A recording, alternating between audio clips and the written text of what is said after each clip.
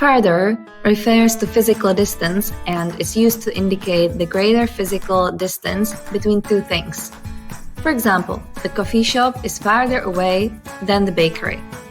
Further typically refers to degree or extent and is used to indicate the greater extent or degree of something. For example, the CEO wanted to discuss the matters further. Here are some more examples to help you understand the difference between further and farther.